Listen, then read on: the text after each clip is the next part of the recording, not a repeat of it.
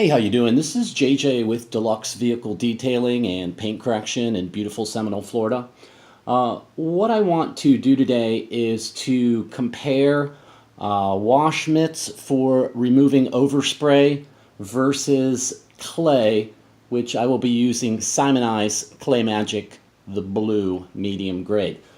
I am going to use the Adams clay mitt, as you can see here. This is an inexpensive clay mitt I decided to give a try. So far, fairly satisfied with it. I also take notes on what I was using it on, what application, what type paint, what the conditions were, and get an idea of how many uses I think I can effectively get out of the clay mitt. In the middle, I will be using the Clay Magic, and this is Simonized Clay Magic detailing Claybar. It is 100 grams, professional grade. The clay, if you've never used it before, is kind of like silly putty, if you're old enough to know what that is.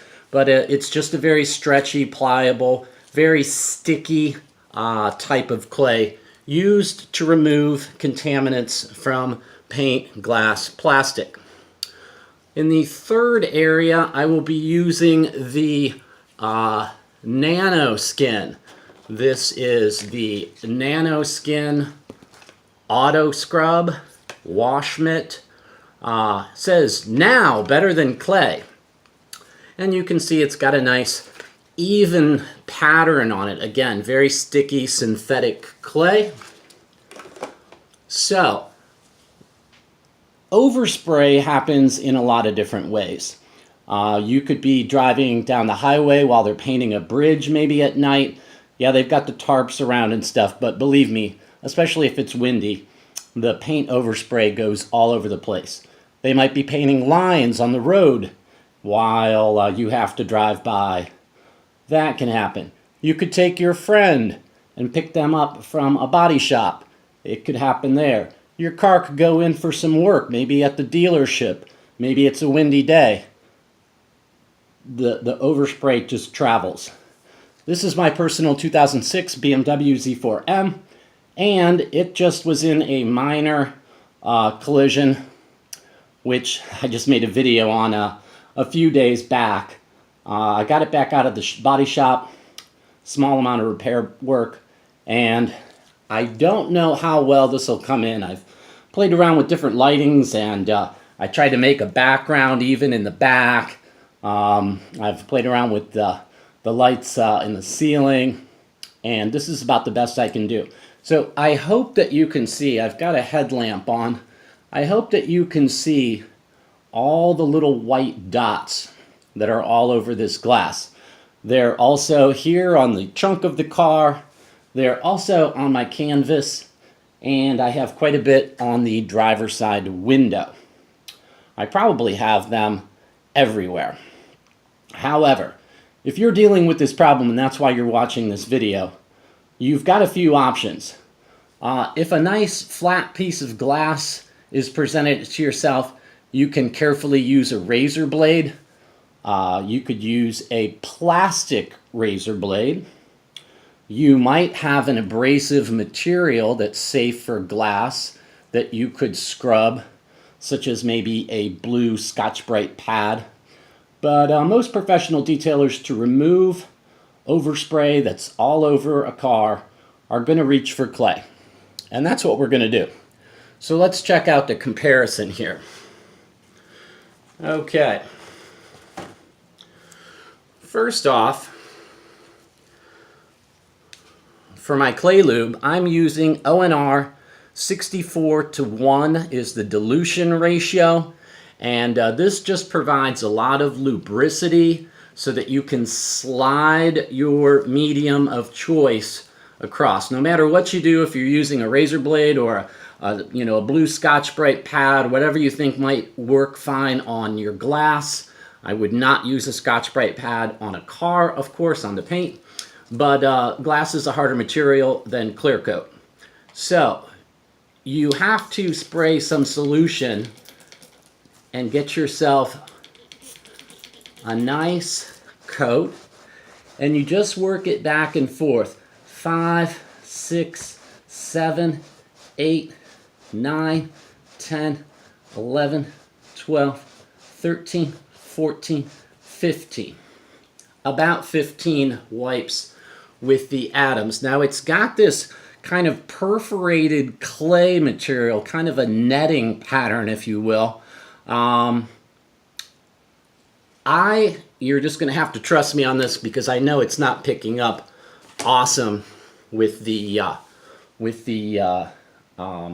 lighting. And hold on one moment.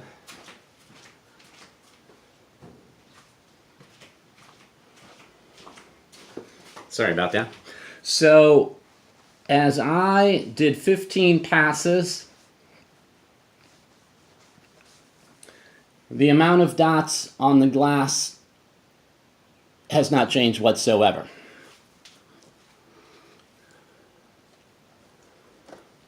I am now, and I'm folding this over just for the size that I'm working on. Obviously, you would have it all spread out.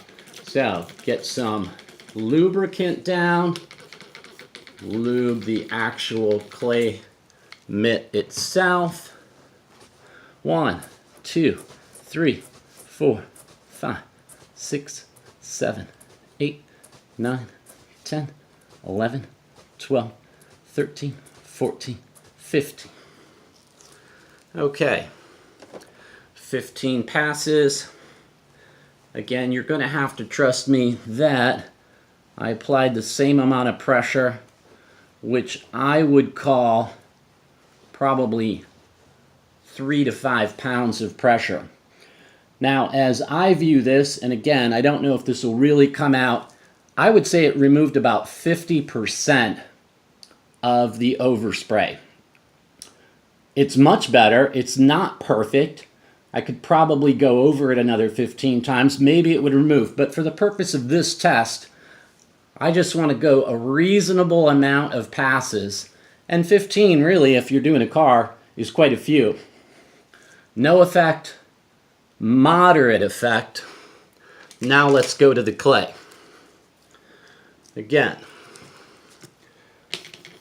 there's no such thing as too much lube, I always say. Lube the clay. When working with clay, it's not a bad idea to wear gloves and put a bunch of lube all over your fingers. That way, it will not stick to you. Okay, 1, 2, 3, 4, 5, 6, 7, 8, 9, 10, 11, 12, 13, 14, 15.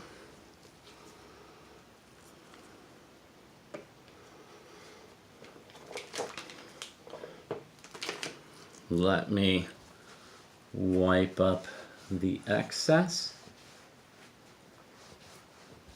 A little all over the place. Okay, I am going to tell you that although a few dots do remain, and I mean just a few, like maybe 10, it really removed, and this was kind of the heaviest area. And that is specifically why I used the middle to do the Claybar. It removed almost all of them. Again, probably have to go back over this. I think if I was working in kind of a larger area with even pressure of my hand, probably would have been a little more efficient. But in this test, and if you're looking to get overspray off, you can use it on smooth plastic trim. You can use it on your paint. You can use it pretty much everywhere. Obviously not my canvas convertible top. But clay wins in this, and it is what I would recommend if you run into the problem of having overspray on your vehicle. I thank you very much for being with me. Please like, share, give me your comments on using wash mitts, what type of wash mitts, what type of clay you use, and what your preferred methods are for removing overspray on a vehicle. I do thank you, and have a great time making your vehicles beautiful. Take care. Bye.